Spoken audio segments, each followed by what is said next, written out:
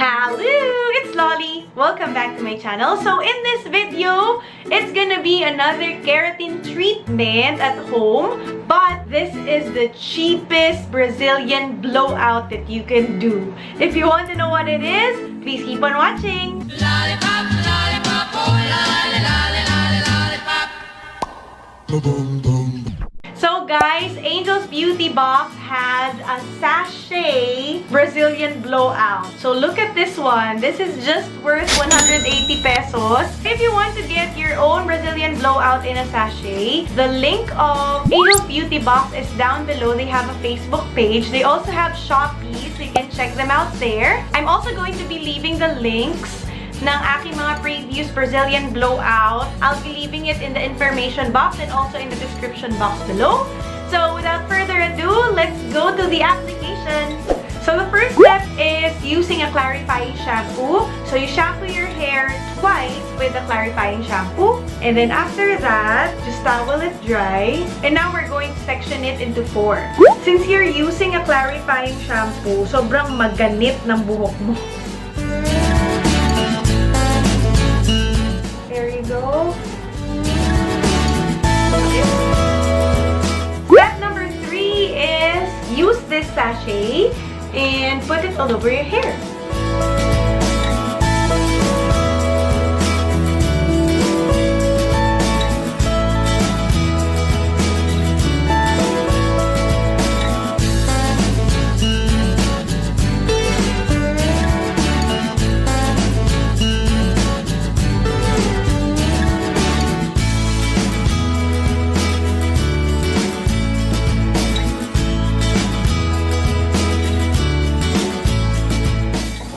So now that it's done, we're going to let it set for about an hour and then we're going to blow dry it.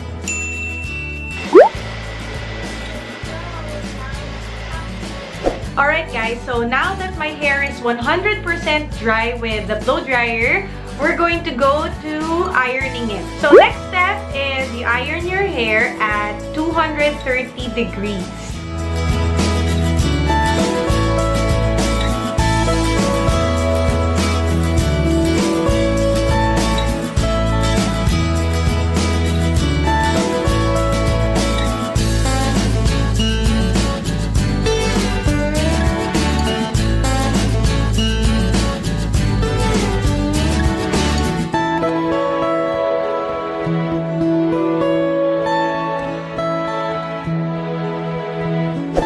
Guys, so after ironing your hair, of course it's gonna be super duper straight, and you know what, it feels so smooth.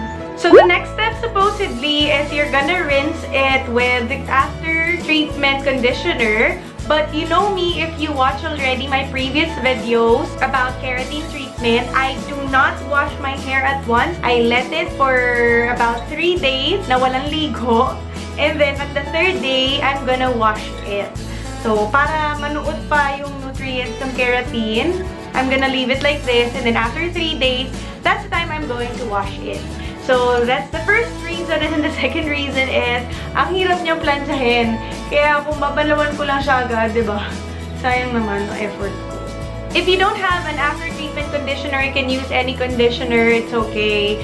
Since sa salon naman, diba, wala rin naman silang ginagamit na ganun. That's it for this video. I hope you like it. If you have any questions or suggestions, just leave it in the comment box below and I'll see you next time. Don't forget, smile! There's always a reason to be happy. Bye!